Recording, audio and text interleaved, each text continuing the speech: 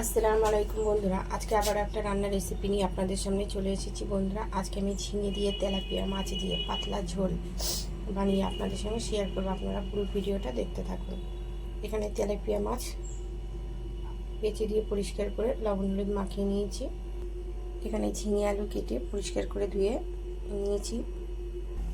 এখানে আমি কড়াটা বসিয়ে দিয়েছি, কড়াটা গরম হয়ে গেছে। এবার সরষের তেল দিয়ে দেবো।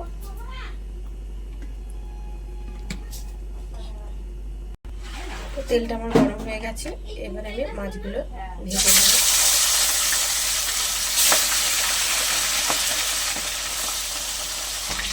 মাছগুলো আমার এক পিস হয়ে গেছে, এবার উঠে দেবো।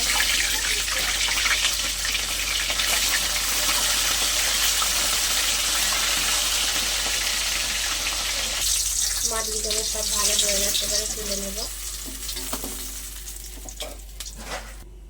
এবারে মাছ ভাজা ওই তেলের মধ্যে আলুগুলো ভেজে নেব।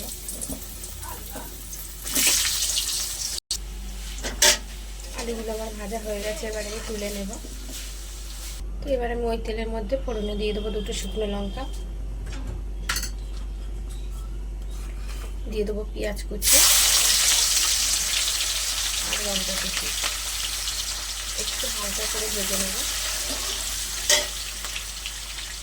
তো আমি একটু হালকা করে ভেজে নিয়েছি, এবারে দিয়ে দেবো আদা রসুন বাটা।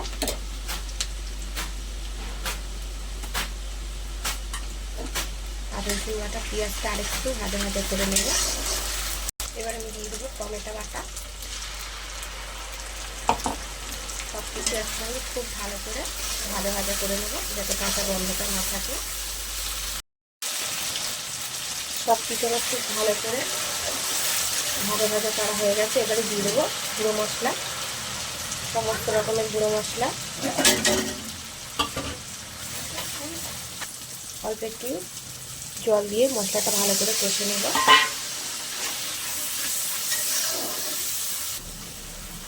মশলাটা আমার খুব ভালো করে কষানো হয়ে গেছে, মশলা থেকে তেল ছেড়ে দিয়েছে। এবার আমি ভেজে রাখা আলু আর কেটে দিয়ে পরিষ্কার করে রাখা ঝিঙেটা একসঙ্গে দিয়ে দেবো। দিয়ে খুব ভালো করে মশলার সঙ্গে কষে নেব। সব কিছু একসঙ্গে খুব ভালো করে কষে নেব।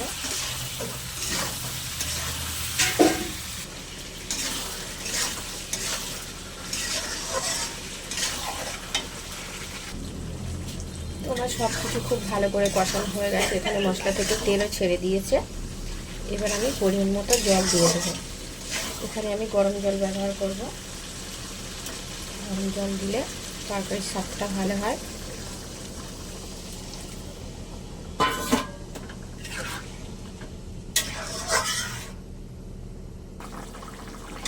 ঝোলটা আমার খুব ভালো করে ফুটে গেছে, তরকারি আমার সিদ্ধ হয়ে গেছে। এবারে ভেজে রাখা মাছগুলো দিয়ে দেব।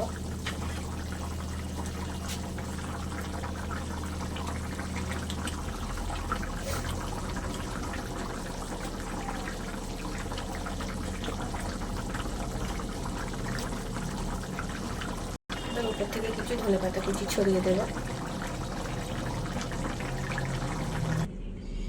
তো বন্ধুরা, আমার রেসিপিটা একদম রেডি। ঝিঙে দিয়ে তেলাপিয়া মাছের পাতলা ঝোল রেসিপি আমার একদম রেডি। আমার রেসিপিটা যদি আপনাদের ভালো লেগে থাকে তাহলে অবশ্যই লাইক এবং সাবস্ক্রাইব করবেন। সাবস্ক্রাইব করে বন্ধুদের পাশে থাকবেন। আজকের মতো ধন্যবাদ।